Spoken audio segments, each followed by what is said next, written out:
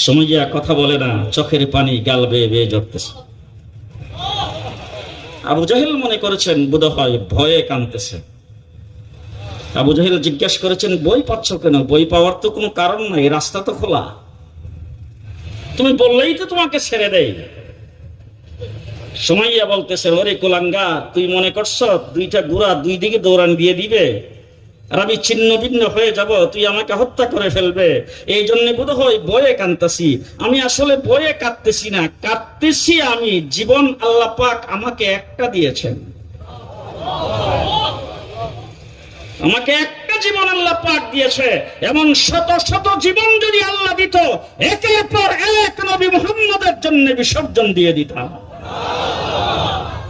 তার নাম ঈমান, তার নাম ঈমান।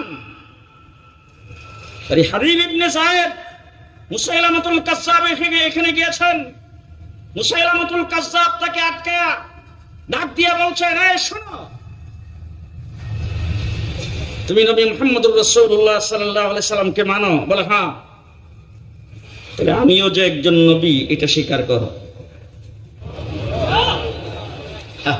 আমাদেরকে জিজ্ঞেস করলে আমরা হয়তো এই প্রশ্ন করতাম, নবী মুহাম্মদ সাল্লাল্লাহু আলাইহি ওয়াসাল্লাম তো আকাশের চন্দ্র দুই টুকরা করে দেখিয়েছেন, নবী মুহাম্মদ সাল্লাল্লাহু আলাইহি সাল্লাম তো হাত দিয়ে ইশারা দিয়ে নিজে গাছকে কাছে নিয়ে এসেছেন, নবী মুহাম্মদ সাল্লাল্লাহু আলাইহি সাল্লামের তো এরকম অগণিত মুজিজা আছে, তুমি একটা মুজিজা দেখাও, তারপরে বুঝবো তুমি নবী নাকি। কিন্তু হাবিব ইবনে যায়েদ বলেছেন, এই তোর মুখ থেকে নবীর শব্দটাও আমার কানে শুনতে আমি রাজি না, নবীর শব্দটাও আমি শুনতে রাজি না। তারপরে তার লোকজনকে ডাক দিয়ে বলছেন, কাটো হাত, হাত কেটে ফেলছে। তারপরে জিজ্ঞেস করেছেন, এবার বলো দেখি আমাকে নবী হিসাবে বিশ্বাস করো কিনা? বলছে যে তুই যে নবী এই শব্দটাও আমি কানে শুনতে রাজি না। এরপরে কাটছে পাও, পাও কাটার পরে জিজ্ঞেস করেছেন, এবার বল দেখি আমাকে নবী হিসাবে বিশ্বাস করোস কিনা? তারপরে বলছে, তুমি যে নবী এই শব্দটাও তো আমি আমার কানে শুনতে ভালো লাগে না। এরপরে তাকে জীবন দিতে হয়েছে, তারপরে নবী মুহাম্মদের বিশ্বাস ছাড়ে নাই। ও মুসলমান, আমরা মুসলমান, ইসলাম কিয়ামত পর্যন্ত টিকে থাকবে। থাকবে কি থাকবে না? জি, আজকে 1450 বছর পর্যন্ত ইসলামের বিরুদ্ধে অনেক ষড়যন্ত্র হয়েছে, কিন্তু কোন ষড়যন্ত্র কামিয়াব হতে পারে নাই।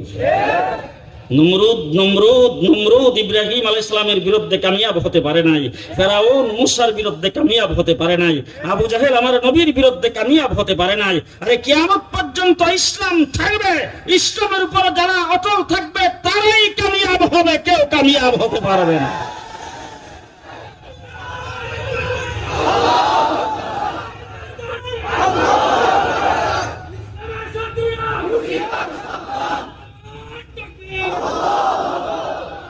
আবু জাহেল রাসূল সাল্লাল্লাহু আলাইহি ওয়াসাল্লামের বিরোধিতা করেছেন। হুজুর আকরাম সাল্লাল্লাহু আলাইহি ওয়াসাল্লামকে সবচাইতে বেশি কষ্ট দিয়েছেন আবু জাহেল।